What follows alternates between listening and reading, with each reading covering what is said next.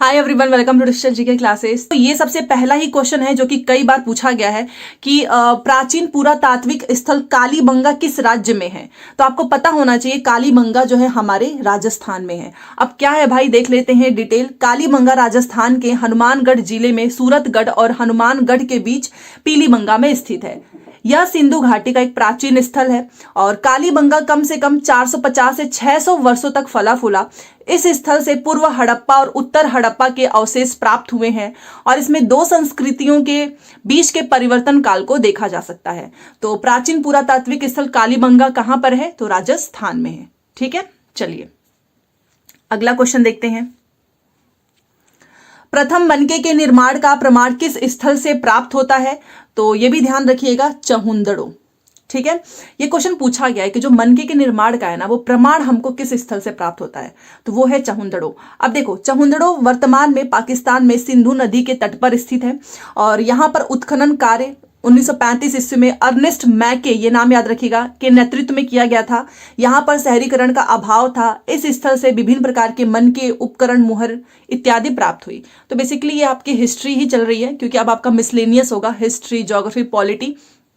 और आप पूछे इसके पहले मैं बता देती हूँ कि अगर आप जीएस आपके उसमें है 1 से 5 से लेके 12 तक है, तो सभी क्लासेस में ये इंपॉर्टेंट है।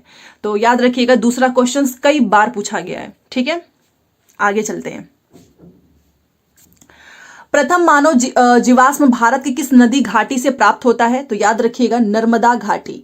जो पहला मानव जीवाश्म है वो हमको नर्मदा घाटी से मिलता है। नर्मदा घाटी में भारतीय उपमहाद्वीप में प्राचीनतम होमिनिन जीवाश्म पाए जाते हैं और भारत में मनुष्य का पहला प्रमाण मध्य प्रदेश के पश्चिमी नर्मदा क्षेत्र में मिला।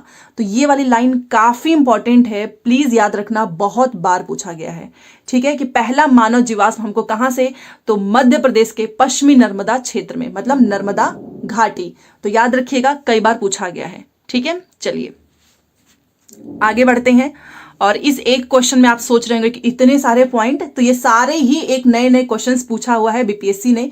भारत में पशुपालन एवं कृषि के प्राचीनतम साक्ष्य कहां से मिले हैं? तो वो है हमारा मेहरगढ़। अब मेहरगढ़ से रिलेटेड या फिर किसने किसकी खोज की है, ये क्वेश्चन पूछा गया है। जैसे कि पहली लाइन में लिखा हुआ है कि मेहरगढ़ नवपाषाण युग का सबसे पुराना उपनिवेश है, याद रखिएगा। और नवपाषाण युग को हम नया पाषाण युग भी कहते हैं। अगर मैं सिंधु घाटी सभ्यता की बात करूं, तो जो हाईलाइट किया है मैंने, जॉन मार्शल सिंधु घाटी सभ्यता शब्द का उपयोग करने वाले पहले अध्येता थे और ये क्वेश्चन पूछा गया है। सिंधु घाटी सभ्यता आदि इतिहास काल से संबंधित है और दयाराम साहनी ने पहली बार 1921 में हड़प्पा सभ्यता की खोज की। मोस्ट इंपॉर्टेंट है ये वाली लाइन, प्लीज याद रखो। हड़प्पा सभ्यता की खोज पहली बार दयाराम साहनी के द्वारा और सिंधु घाटी सभ्यता का उपयोग जॉन मार्शल के द्वारा। प्लीज याद रखना, कई बार पूछा गया है। वहीं ये सारे क्वेश्चंस इसी से आपको यहीं पे मिल जाएंगे। वहीं ये भी क्वेश्चन पूछा गया था, चलो कि ये मैंने आपको बताया, हड़प्पा सभ्यता की खोज दयाराम साहनी। आरडी बनर्जी ने 1922 में मोहनजोदड़ो या फिर जिसको हम मृतकों का टीला कहते हैं, इसकी खोज की है और ये कई बार पूछा गया है। आरडी बनर्जी, प्लीज याद रखना, मोहनजोदड़ो या फिर मृतकों का टीला की खोज की। नेक्स्ट लाइन है कि मोहनजोदड़ो सिंधु घाटी सभ्यता का सबसे बड़ा स्थल है। ये भी पूछता है कि सिंधु घाटी सभ्यता का सबसे बड़ा स्थल मोहनजोदड़ो है, ये आपको याद रखना है। राखीगढ़ी सिंधु घाटी सभ्यता का ये सबसे बड़ा स्थल है। तो ये दोनों पॉइंट आप याद रखना। कुछ भी इसमें से पूछेगा, एक ऑप्शंस में रहेगा, आप वो टिक कर देना। तो इस एक प्रश्न के माध्यम से हमने 4 से 5 क्वेश्चन किया है। ठीक है, एक्सप्लेनेशन के साथ, ताकि आपको हर एक क्वेश्चन से रिलेटेड जहां पर जरूरत है वहां पर मैं लेकर आई हूं एक्सप्लेनेशन। भारत की प्राचीनतम संस्कृति कौन सी है, यह भी क्वेश्चन पूछता है। तो याद रखना, वो है हमारा पूरा पाषाणिक संस्कृति। सबसे पुरानी संस्कृति है पूरा पाषाणिक संस्कृति। अगला क्वेश्चन है कि भीमबेटका के शैलाश्रय किसके लिए प्रसिद्ध हैं? बताइए, भीमबेटका कहां पे है, पहले तो यही बताओ। तो देखो, ये किस लिए फेमस है? तो भारतीय उपमहाद्वीप पर मानव जीवन के प्राचीनतम चिन्हों की वजह से, जो प्राचीनतम चिन्ह है ना, उस वजह से भीमबेटका का शैलाश्रय फेमस है। अब इससे रिलेटेड क्या क्या क्वेश्चंस बनेंगे तो समझ लो कि देखो, भीमबेटका हमारा कहां पर है? भारत के मध्य प्रदेश, और ये क्वेश्चन पूछा हुआ है। मध्य प्रदेश प्रांत के रायसेना जिले में स्थित एक पूरा पाषाणिक आवासीय पूरा स्थल है। यह आदि मानव द्वारा बनाए गए शैल चित्रों और शैलाश्रयों के लिए फेमस है। ठीक है, तो कहां पर है? मध्य प्रदेश में। और किस लिए फेमस है? तो प्राचीनतम चिन्हों की वजह से, मानव जीवन के। ठीक है, चलिए अगला क्वेश्चन देखिए, सैंधो काल के काल होगा, कल हो गया है, सैंधो काल के किस पुरा स्थल से हल द्वारा जुताई, ये बहुत बार पूछा हुआ है कि कहां पर हमको हल द्वारा जुताई के प्रमाण मिले हैं, बताओ भाई। तो कालीबंगा, और कालीबंगा कहां पे है, अभी हमने पढ़ा राजस्थान, ठीक है। तो ये हमको जुताई के प्रमाण कहां पर मिले हैं, हल द्वारा, कालीबंगा में, इसको रट लो। अब इससे रिलेटेड कुछ और क्वेश्चंस पूछे गए हैं बीपीएससी में ही, वो आपको यहां पर याद रखना है। देखो कि पहला है धौलावीरा कहां पर है, तो गुजरात का ये हड़प्पा स्थल है। और ये किस चीज के लिए फेमस, तो एक वाटर मैनेजमेंट के लिए, जल प्रबंधन प्रणाली के लिए धौलावीरा को हम जानते हैं, जो कि गुजरात का हड़प्पा स्थल है। एक अद्वितीय जल दोहन प्रणाली और इसकी तूफानी जल निकासी प्रणाली धौलावीरा में प्रमुख पुरातात्विक निष्कर्ष है। मतलब कहीं पर भी जल प्रबंधन, वाटर मैनेजमेंट आ गया तो उसका आंसर हमारा धौलावीरा होगा। और धौलावीरा कहां पे है, गुजरात में है। उसी तरीके से सुरकोटदा से क्वेश्चन पूछता है कि सुरकोटदा कहां पर है, तो गुजरात में एक हड़प्पा स्थल है ये, ठीक है, ये भी गुजरात में। सुरकोटदा में घोड़े की हड्डी, अंडाकार कब्र और दफन बर्तन प्रमुख पुरातात्विक निष्कर्ष है। तो ये आपसे सुरकोटदा से पूछता है कि कहां पर है और क्या चीजें उसमें मिली थी। तो ये सारे पॉइंट्स याद रखना, एक एक जो मैंने पॉइंट लिखा है पूछा गया है, ठीक है। चलिए अगला क्वेश्चन देखते हैं, हड़प्पा संस्कृति के उपकरण किस धातु से बने हुए थे, तो याद रखिएगा तांबा। और तांबा किसका मिश्रण है, बताओ भाई। मैंने बताया था आपको कि तांबा किससे मिलकर बनता है, कमेंट में जरूर बताएं। तो किस धातु से, ये बार बार पूछता है, क्योंकि लोहा एक आ जाता है कि हड़प्पा के क्या लोग लोहे का उपयोग करते थे, तो बिल्कुल भी नहीं। हड़प्पा संस्कृति के लोग तांबे से बने हुए धातुओं का ही उपयोग करते थे। यहाँ के लोग जो है हड़प्पा शहर में लोग लोहे का उपयोग नहीं करते थे। याद रखना, हड़प्पा शहर सिंधु घाटी सभ्यता का हिस्सा है, जो पत्थर युग के ताम्र काल के बाद आयोजित किया गया था, ठीक है। तो हड़प्पा वाले किसका यूज नहीं जानते थे, लोहे का। वो किसका यूज करते थे, तांबे का। तो ये क्वेश्चन पूछा गया था, तो मैंने सोचा ये सारे पॉइंट्स आपको बताने चाहिए। और अगर आपको ये मेहनत पसंद आती है, क्योंकि ये पीडीएफ मैं खुद क्रिएट करती हूँ अलग अलग क्वेश्चन अलग अलग जगह से, जहाँ से बीपीएससी ने पूछा है, एनसीईआरटी, एससीईआरटी, तो ये सारे क्वेश्चंस आप सभी के लिए है। और ये आपको ऐसा ही पीडीएफ आपको मेरे टेलीग्राम पे मिल जाएगा, ठीक है। तो देखिए ये हमारा अगला क्वेश्चन है कि सिंधु घाटी सभ्यता की प्रकृति कैसी थी, बार बार पूछा जाता है भाई। नगरीय थी, याद रखना, नगरीय। यह जो सभ्यता है ना, वो सिंधु नदी घाटी में फैली हुई थी, इसीलिए इसका नाम जो है सिंधु घाटी सभ्यता रखा गया। सबसे पहले तो समझ लो कि इसका नाम सिंधु घाटी क्यों रखा गया, क्योंकि उसी साइड में ये फैली हुई थी। प्रथम बार नगरों के उदय के कारण इसे प्रथम नगरीकरण भी कहा जाता है। प्रथम बार कांस्य के प्रयोग के कारण इसको हम कांस्य सभ्यता कहते हैं। तो सिंधु घाटी सभ्यता कैसी थी, कांस्य युगीन सभ्यता थी। और ये क्वेश्चन पूछा जाता है कि कैसी सभ्यता थी, कांस्य युगीन। प्रकृति कैसी थी, नगरीय थी, ठीक है। चलिए अगला क्वेश्चन देखो, हल का टेराकोटा कहां प्राप्त हुआ है, तो ये हमें मिला है बनावली में। बनावली क्या है भाई, तो बनावली हड़प्पा सभ्यता में हल के टेराकोटा मॉडल की खुदाई की गई थी। बनावली हरियाणा के फतेहाबाद जिले में स्थित है, ठीक है। तो ये आपको सारे लाइन याद रखना है। आपका टाइम बचाना है, तो जितना जरूरी होगा उतना ही एक्सप्लेनेशन देखेंगे, बेकार में टाइम वेस्ट नहीं करना है, क्योंकि समय भी नहीं है। हड़प्पा में एक उन्नत जल प्रबंधन प्रणाली का पता चलता है। अभी थोड़ी देर मैंने आपको बताया ना पहले कि कभी भी वाटर मैनेजमेंट की बात होगी ना, उसका आंसर हमेशा धौलावीरा होगा, और धौलावीरा है गुजरात में। जैसा कि ये क्वेश्चन पूछा गया था, तो सेम उसी तरीके से लोथल से क्वेश्चन पूछता है। लोथल एक तरीके का बंदरगाह है। 1954 में इसकी खोज एसआर राव ने की थी, और सिंधु घाटी सभ्यता का एक महत्वपूर्ण व्यापार केंद्र था। मतलब एक तरीके से हम इसको बंदरगाह शहर बोलते हैं। तो लोथल भी आपको याद रखना है, और ये कहां पे है कमेंट करके जरूर बताएं। अगला क्वेश्चन, हड़प्पा में मिट्टी के बर्तनों पर सामान्यतः किस रंग का उपयोग हुआ था, तो वो हुआ था लाल। जो मिट्टी के बर्तन होते थे ना, उस पे ज्यादातर जो कलर आपको मिलेगा वो रेड कलर मिलेगा, तो याद रखिएगा। नेक्स्ट, चहुंदड़ो हड़प्पा संस्कृति से संबंधित एक स्थल है, जो कि कहां पर है, तो वो है हमारा सिंध में, ठीक है। चहुंदड़ो जो है वो सिंधु घाटी सभ्यता से संबंधित एक पुरातात्विक स्थल है, और यह स्थल सिंध पाकिस्तान में मोहनजोदड़ो से 130 किलोमीटर दक्षिण में स्थित है। तो एक क्वेश्चन पूछता है कि चहुंदड़ो आपका हड़प्पा से रिलेटेड है, तो कहां पर है, तो सिंध में है। ओके, चलिए। और मैं आपको बोलना चाहूंगी, ये धौलावीरा ना 1000 बार पूछता है। ये फेमस और फेवरेट क्वेश्चन है हर एक एग्जाम का, अगर वहां पर हिस्ट्री आती है तो धौलावीरा आप बताओ। वाटर मैनेजमेंट एक अच्छी प्रणाली थी जल प्रबंधन की, और ये किस राज्य में स्थित है, तो गुजरात में है। ठीक है। अगला क्वेश्चन है कि धोलावीरा एक पुरातात्विक स्थान किस समय अवधि से जुड़ा हुआ है। तो याद रखना कि जो धोलावीरा है आपका वो एक सिंधु घाटी सभ्यता से जुड़ा हुआ है। और सिंधु घाटी सभ्यता हमारी कैसी थी, कांस्य योगिन थी। और इसका प्रकृति कैसा था, तो नगरीय था, अभी मैंने आपको बताया। तो धोलावीरा भी किससे जुड़ा हुआ है, सिंधु घाटी सभ्यता से। ठीक है, चलिए अगला क्वेश्चन देखिए। 1920 से 21 के आसपास किस नदी के किनारे खुदाई के दौरान हड़प्पा शहर मिला। And this is very very important question, क्योंकि ये बार बार क्वेश्चन पूछता है। हड़प्पा को अगर मैं इंग्लिश में लिखना चाहूं तो HARRAPA, और ये जो आपका आर है ना उसी से समझ लो, इस आर से बन गया आपका रावी। याद रखना कि हड़प्पा शहर किस नदी के किनारे, याद रखना रावी, रॉ से याद कर लो, बार बार क्वेश्चन पूछेगा। अगर आपको हड़प्पा का याद हो जाएगा तो आप मोहनजोदड़ो का भूलेंगे भी नहीं। तो 1920 से 21 के आसपास किस नदी के किनारे खुदाई के दौरान हड़प्पा शहर मिला, या फिर हड़प्पा शहर किस नदी के किनारे है, तो वो है हमारा रावी। और ये मैंने याद करा दिया है आपको इस आर से। ठीक है, हड़प्पा का आर से आप समझ जाएंगे कि अच्छा ये आर आ रहा है तो चलो रावी नदी होगा। ठीक है, तो याद रखें। अगला क्वेश्चन देखो, सिंधु घाटी सभ्यता के किस शहर का शाब्दिक अर्थ मृतकों का टीला है। अभी हमने देखा मोहनजोदड़ो, जहां पर ग्रेट बाथ भी आपने देखा होगा मिला है, ये भी क्वेश्चन पूछा जाता है, जिसे हम हिंदी में बोलते हैं महान स्नानाघर। ठीक है, तो सिंधु घाटी सभ्यता के किस शहर का शाब्दिक अर्थ मृतकों का टीला है, तो वो है मोहनजोदड़ो। अगला क्वेश्चन, हड़प्पा सभ्यता का कौन सा शहर विशिष्ट रूप से मनके बनाना, सीप काटना, धातु की वस्तुएं बनाना, मुहर बनाना, तराजू का निर्माण करना, इन सभी के लिए जाना जाता है, तो वो है हमारा चहुंदड़ो।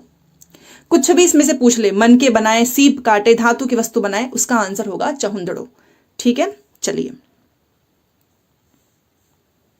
और एक दिन आपकी ऐसी क्लास होगी जो कि 2 से 3 घंटे हो सकता है, बट उसमें हर एक सब्जेक्ट का हम पूरा रिवीजन करेंगे। ठीक है, तो अगर आपको ऐसी क्लास चाहिए होगा तो कमेंट करके जरूर बताएं, हम डेट डिसाइड कर लेंगे और 1 मार्च तक हम लोग वो क्लास भी कर लेंगे। अगला क्वेश्चन देखिए, सिंधु घाटी सभ्यता के निम्न में से किस स्थल को सबसे पहले खोजा गया था, तो वो है हमारा हड़प्पा। क्वेश्चन पूछता है कि सिंधु घाटी सभ्यता का सबसे पहले जो स्थल खोजा गया था वो है हड़प्पा।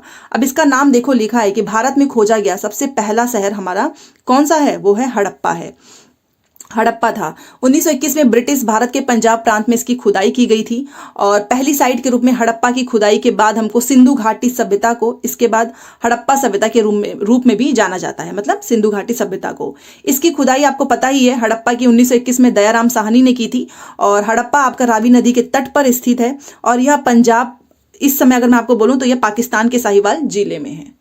तो ये सारे पॉइंट्स याद रखना, एक एक से क्वेश्चन पूछा गया है। ये दोनों तो भाई रट लो, क्योंकि ये तीनों पॉइंट आपसे पूछा गया है। पाकिस्तान तो फिर भी चलो बता दोगे, बट ये तीनों पॉइंट्स आपसे पूछा गया है। ठीक है, चलिए अगला क्वेश्चन देखिए, पत्थर की बनी नृत्य करते हुए पुरुष की मूर्ति नटराज किस स्थान पर पाई गई थी, और वो है हमारा हड़प्पा। हड़प्पा किस नदी के किनारे है, इसकी खोज किसने की है, तुरंत कमेंट करके बताओ, क्योंकि अगर आप कोई चीज लिख देते हैं तो आपको याद हो जाता है। तो ये कहां पर है, नटराज, पुरुष की मूर्ति नटराज हड़प्पा में, और हड़प्पा आपको पता ही है रावी नदी के तट पर है, दयाराम साहनी के द्वारा इसकी खोज की गई थी, और ये पहला स्थल है जिसकी खोज हुई। ठीक है, तो ये हो गया आपका हड़प्पा। आगे चलते हैं, पुरातात्विक स्थल सुरकोटदा किस राज्य में स्थित है, तो वो है हमारा गुजरात में।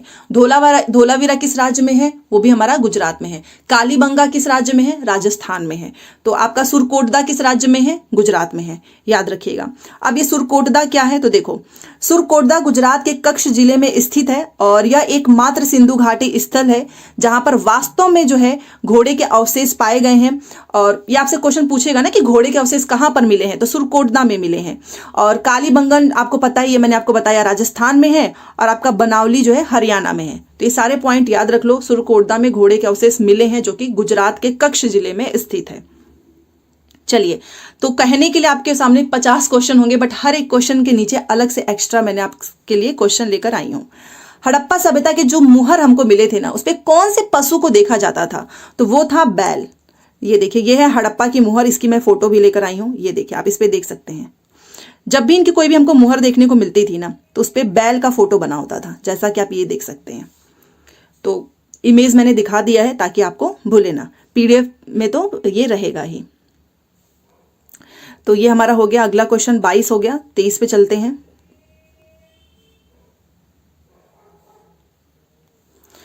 प्रसिद्ध सिंधु घाटी स्थल मोहनजोदड़ो की पहली बार खुदाई किस प्रख्यात भारतीय पुरातत्वविद द्वारा की गई थी?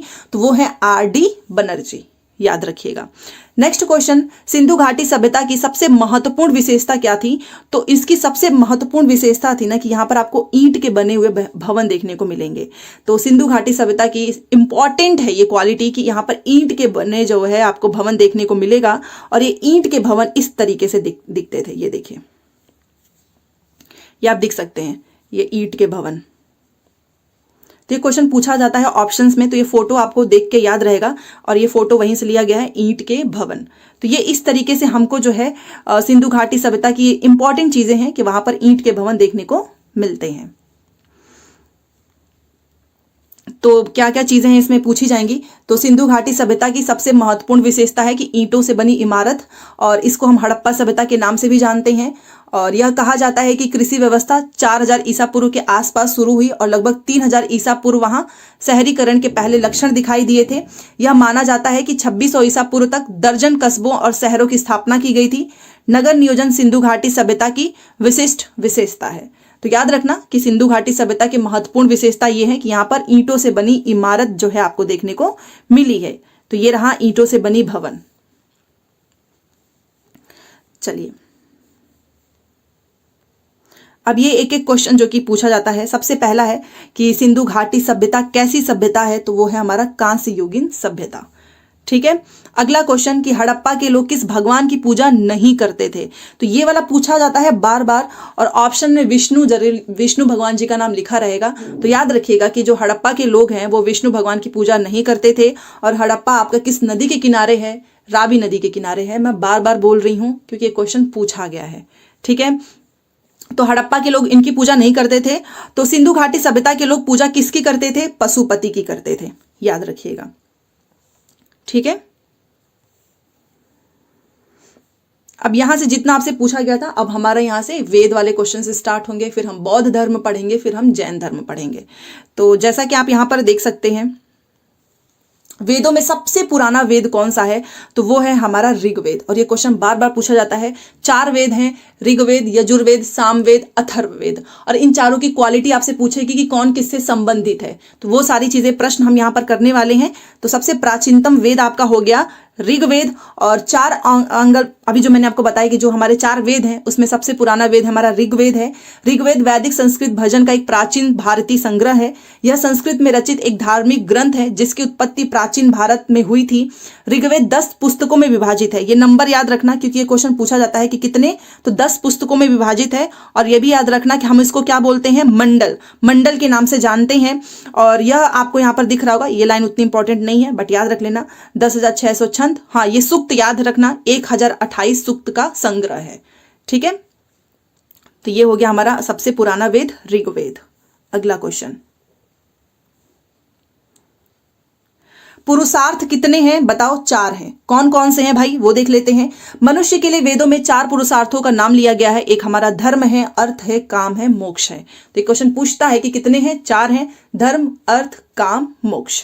अगला क्वेश्चन है कि गायत्री मंत्र हमको किस पुस्तक में मिलता है? तो जो हमारा सबसे पुराना वेद है ना ऋग्वेद, यहीं पर आपको गायत्री मंत्र मिलता है।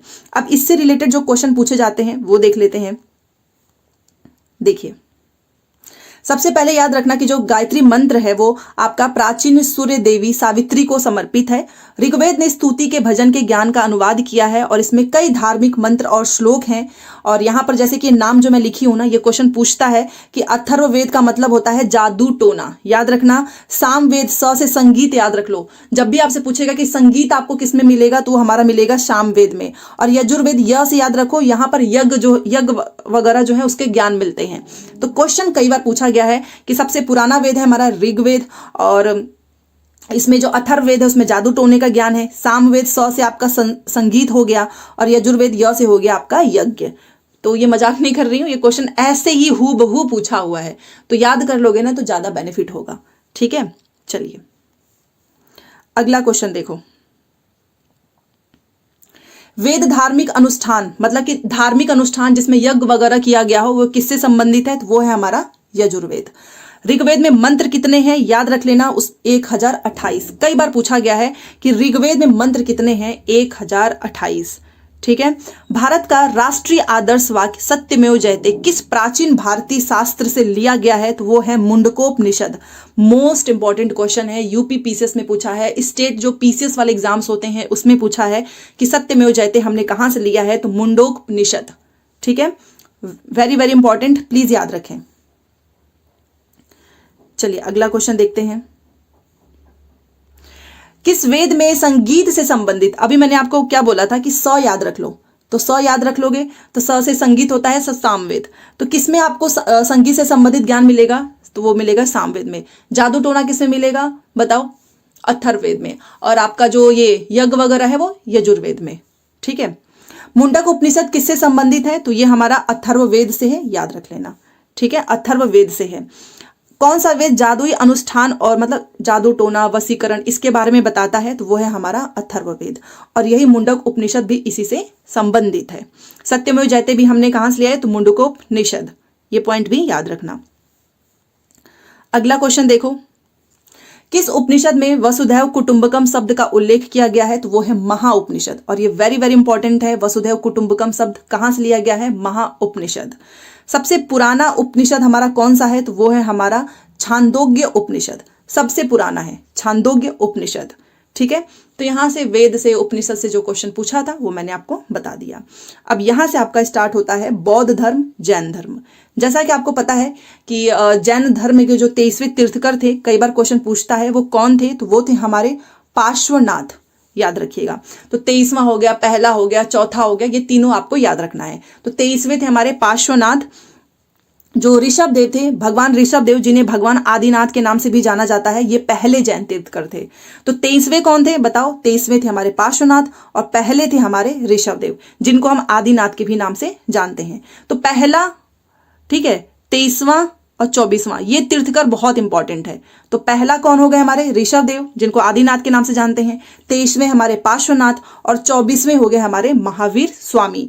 तो महावीर स्वामी हमारे 24वें और अंतिम थे। ये वर्धमान महावीर का जन्म हुआ और उन्हें बाद में भगवान महावीर के नाम से भी जाना गया। एक क्वेश्चन से मैंने आपको 3 क्वेश्चंस याद करा दिए। ठीक है, चलिए।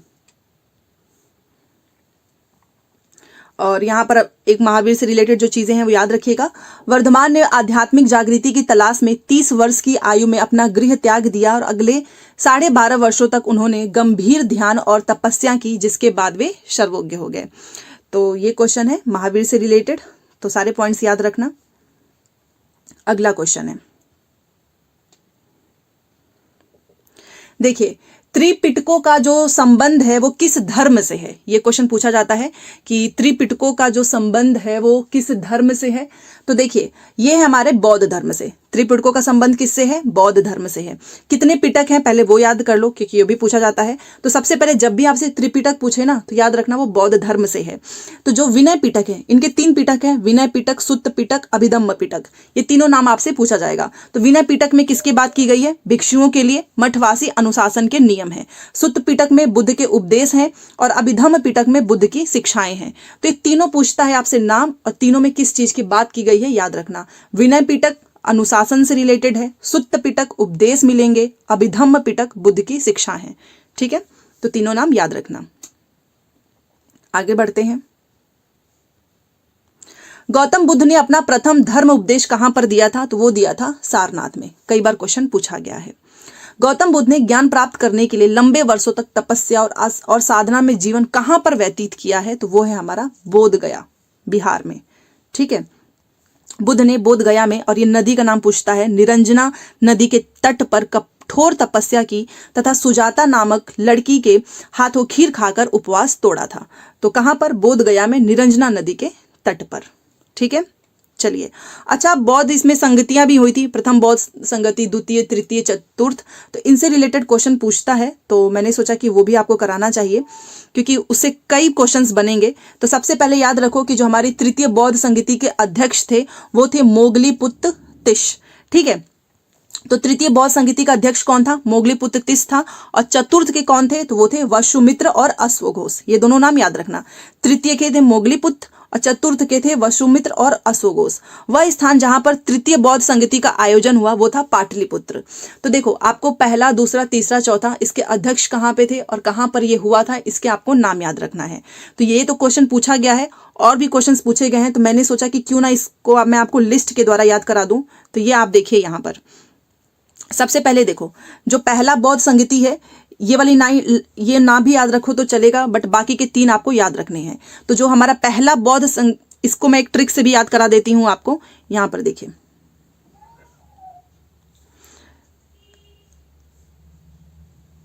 रावा पाका, ठीक है, ये भी आपको याद हो जाएगा। तो इसका मतलब क्या है, रावा का कलर भी चेंज कर दूं, इसका मतलब र का हो गया आपका राजगृह, व से हो गया आपका वैशाली, पीए से हो गया आपका पाटलिपुत्र और के से हो गया आपका कश्मीर। ये ट्रिक याद कर लो, रावा पाका। इसका मतलब क्या है कि जब भी आपसे क्वेश्चन पूछेगा कि पहली बौद्ध संगति कहां पर हुई थी, तो रावा र से हो गया राजगृह। द्वितीय बौद्ध संगति कहां पर हुई थी, तो वीए वा से हो गया वैशाली। तृतीय बौद्ध संगति कहां पर हुई थी, तो पीए से हो गया पाटलिपुत्र। चतुर्थ बौद्ध संगति कहां पर हुई थी, तो ये कुंडलवन कश्मीर, के ए से हो गया कश्मीर। तो आप मुझे बताओ क्या भूलोगे कभी भी कि बौद्ध संगति कुछ भी पूछ दे, आपसे तृतीय पूछेगा तो आप तुरंत ट्रिक देखोगे, रावा पाका, रावा पाका, नाम याद कर लो, रावा पाका, इसे जरूर नोट कर लो। इससे आप ये स्थान तो कभी नहीं भूलेंगे, कभी भी नहीं भूलेंगे, क्योंकि पहला आपका राजगृह, ऐसे देखो रा से राजगृह हो जाएगा, वी ए से वैशाली हो जाएगा, पी ए से आपका पाटलिपुत्र हो जाएगा और के ए से कश्मीर मतलब कुंडलवन। याद हो गया स्थान। अब आपको याद करना है अध्यक्ष और शासनकाल। किसके शासनकाल में कौन अध्यक्ष बनता है, ये क्वेश्चन बहुत बार पूछा गया है, और साथ में ये स्थान मोस्ट इंपॉर्टेंट है इस क्लास की। ये चीज तो मैं बोलना चाहूंगी कि ये चारों के चारों प्रश्न बहुत इंपॉर्टेंट है, ठीक है। अब देखो आपने स्थान याद कर लिया, तो अध्यक्ष तो आप याद ही कर लेंगे। यहां पर देखिए जो पहली बौद्ध संगति हुई थी उसके अध्यक्ष थे महाकश्यप, ठीक है। द्वितीय बौद्ध संगति हुई थी उसके अध्यक्ष थे साबाकामी, तृतीय के थे मोगलीपुत्र और चतुर्थ के थे वसुमित्र। तो ये आपको याद रखना है, रट लो चाहे जो कर लो। ये वाली लाइन तो चलो मैंने आपको याद करा दी स्थान, तो ये याद कर लेना। अब किसके शासनकाल में हुआ था, तो ये बहुत बार पूछता है। देखो किसके शासनकाल में हुआ था, तो जो पहली, एक मिनट ये तो कुछ ज्यादा ही, देखिए आपको स्थान याद हो गया, ठीक है, आपको अध्यक्ष याद हो गया। अब आपको क्या करना है, अब याद करना है कि किसके शासनकाल में हुआ था। तो जो पहली बौद्ध संगति थी वो अजातशत्रु के शासनकाल में हुआ। द्वितीय वाला कालाशोक के बाद आ जाता है हमारा अशोक, और उसके बाद से हमारा आएगा लास्ट में कनिष्क। तो मुझे नहीं लगता कि शासनकाल याद करने में दिक्कत होगी, क्योंकि पहला आप स्टार्ट करेंगे ए से, अजातशत्रु, उसके बाद से कालाशोक, फिर अशोक, फिर आपका कनिष्क। तो ये भी आप याद रख सकते हो, ए के, ये भी तो एक ट्रिक हो गई हमारा शासनकाल। ए से हो जाएगा आपका अजातशत्रु, के से कालाशोक, ए से अशोक, फिर के से कनिष्क, ए के। तो ये आपका शासनकाल का ट्रिक हो गया। स्थान का ट्रिक मैंने आपको बता ही दिया है, रावा पाका, राजगृह, वैशाली, पाटलिपुत्र, कुंडलवन, कश्मीर। बस आपको ये याद रखना है। देखिए कितना आसान कर दिया मैंने आपको। तो याद रखना कि पहली बौद्ध संगति कहां पर हुई थी, राजगृह में। अध्यक्ष कौन थे, महाकश्यप। शासनकाल अजातशत्रु। द्वितीय बौद्ध संगति वैशाली में हुई, अध्यक्ष साबाकामी। शासनकाल कालाशोक। तृतीय बौद्ध संगति पाटलिपुत्र, अध्यक्ष मोगलीपुत्र। शासनकाल अशोक। चतुर्थ बौद्ध संगति कुंडलवन कश्मीर में हुआ, अध्यक्ष थे हमारे वसुमित्र। किसके शासनकाल में, तो कनिष्क के शासनकाल में। क्वेश्चन ऐसे पूछेगा कि चतुर्थ बौद्ध संगति किसके शासनकाल में हुई थी, कनिष्क, और उस समय अध्यक्ष कौन बने, तो वसुमित्र, ठीक है। तो ये हो गया, इसलिए यहां पर मैंने थोड़ा सा टाइम लिया, बिकॉज ये क्वेश्चन सच में बहुत इंपॉर्टेंट है। अब यहां से आपके जितने भी प्रश्न बनेंगे आप सारा सॉल्व कर लोगे। देखो ये सारे प्रश्न बने हुए हैं, इसलिए मैंने वो आपको यहां पर याद करा दिया। देखिए पहली बौद्ध सभा का आयोजन कहां पर हुआ, आप मुझे बताओ। अभी हमने पढ़ा ना, रावा पाका राजगृह। किस शासक ने चतुर्थ बौद्ध संगति कश्मीर में आयोजित की, रावा पाका, के से कुंडलवन कश्मीर, और जो चतुर्थ वाला था वो था कनिष्क के शासन काल में। है कि नहीं, बताइए। याद हो गया ये चीज। भगवान बुद्ध के महापरिनिर्वाण के बाद पहली बौद्ध संगति हुई थी, तो वो था राजगीर में। इसीलिए ज्यादा इंपॉर्टेंट हो जाता है क्योंकि भगवान बुद्ध से रिलेटेड है, ठीक है। चलिए, और अगर आपको सच में क्लास पसंद आए ना तो प्लीज लाइक जरूर करें, मोटिवेशन मिलता है, और हर दिन ऐसे ही क्लासेस आपको मिलती रहेंगी। जो तृतीय बौद्ध सभा था किस स्थान पर बुलाई गई, आप मुझे बताओ। मैंने आपको याद कराया रावा पाका। हमसे क्या पूछ रहा है, तृतीय, तो तृतीय वाला तो ये हो गया ना PA, तो पाटलिपुत्र हो गया। इस तरीके से याद करना है, ठीक है। तो तृतीय वाली कहां पर बुलाई गई थी, पाटलिपुत्र में। दूसरी कहां बुलाई गई थी, वैशाली में। पहली राजगृह में। चौथी कुंडलवन कश्मीर में, ठीक है। प्रथम बौद्ध परिषद को बुलाया गया था किसके द्वारा, अजात शत्रु के द्वारा। अजात शत्रु के बाद से द्वितीय किसके द्वारा बुलाया गया, बताओ। ये तो हमारा पहला हो गया। दूसरा बताओ, कालाशोक। तीसरा बताओ, अशोक। और चौथा है कनिष्क, KA। ये भी कितना आसान है। तो पहला वाला अजात शत्रु के द्वारा, दूसरा कालाशोक, तीसरा अशोक, चौथा कनिष्क। चलिए, चतुर्थ बौद्ध संगति का आयोजन किसके शासन काल में हुआ, अभी मैंने आपको बताया ना, KA कनिष्क। महात्मा बुद्ध ने कहां पर महापरिनिर्वाण प्राप्त किया, उत्तर प्रदेश में कुशीनगर है वहां पर। अब ये क्या है महापरिनिर्वाण, ये आपको थोड़ा सा देखना है क्योंकि यहां से क्वेश्चन पूछे गए हैं, ठीक है। देखिए, गौतम बुद्ध ने कुशीनगर वर्तमान उत्तर प्रदेश में महापरिनिर्वाण प्राप्त किया। महापरिनिर्वाण का अर्थ होता है आमतौर पर एक प्रबुद्ध प्राणी द्वारा निर्वाण की परम अवस्था, स्थायी सर्वोच्च शांति और खुशी होता है। गौतम बुद्ध ने बोध गया में निरंजना नदी के तट पर निर्वाण प्राप्त किया। इसके पश्चात उन्हें गौतम बुद्ध और तथागत, मतलब जिसने सत्य को प्राप्त किया है, उसके रूप में इनको जाना जाने लगा। इनका जो सबसे पहला उपदेश था वो सारनाथ में दिया गया। हर क्वेश्चन पूछा गया है। इसे धर्म चक्र प्रवर्तन या कानून के चक्र का घूमना कहा जाता है। आपसे एक क्वेश्चन पूछेगा कि धर्म चक्र प्रवर्तन जो है वो किससे रिलेटेड है, तो वो उपदेश से रिलेटेड है जो कि इन्होंने सारनाथ में दिया है, ठीक है। देन उसके बाद से इसे ये मैंने आपको बता ही दिया। बुद्ध का जो जन्म स्थान है वो लुम्बिनी है जो कि वर्तमान नेपाल में स्थित है। बुद्ध ने 29 वर्ष की आयु में एक तपस्वी का जीवन जीने के लिए अपना घर छोड़ दिया, जिसे महाभिनिष्क्रमण के रूप में जाना जाता है। देखो क्वेश्चन कैसे पूछेगा कि जो इनका उपदेश था उसको हम जानते हैं धर्मचक्र प्रवर्तन से, और जो इन्होंने अपना घर छोड़ा हम उसको जानते हैं महाभिनिष्क्रमण से, ठीक है। और जो इनकी जीवन वाली जो चीज थी महापरिनिर्वाण, जो कि यहाँ पर लिखा हुआ है, तो वो आपका रिलेटेड है महापरिनिर्वाण से। तो ये एक एक क्वेश्चन यहाँ से पूछा गया है, इसीलिए मैंने इसको डिटेल में बताया है। और इनकी चारों की चारों आपको बौद्ध संगति प्लीज याद रख लेना, क्योंकि वो तो 100% आएगा, उसमें से कुछ भी पूछेगा। तो क्लास पसंद आए तो डिजिटल जीके क्लासेस को सब्सक्राइब कर लीजिएगा। फ्री कंटेंट आपको मिलता है, और PDF के लिए आप जो है टेलीग्राम पे जरूर जुड़ जाएं। और ये इंस्टाग्राम का लिंक है प्रीति ऑफिशियल 695, यहाँ पे भी आप अपने क्वेश्चंस पूछ सकते हैं, ठीक है। तो सारी चीजें मैंने आपको बताई है। क्लास कैसी लगी जरूर बताएं, एंड कोई भी डाउट होगा तो वो मुझसे प्लीज पूछना। कॉमेंट का रिप्लाई मैं देने की कोशिश करती हूँ। तो मिलते हैं नेक्स्ट क्लास में। Thanks for watching.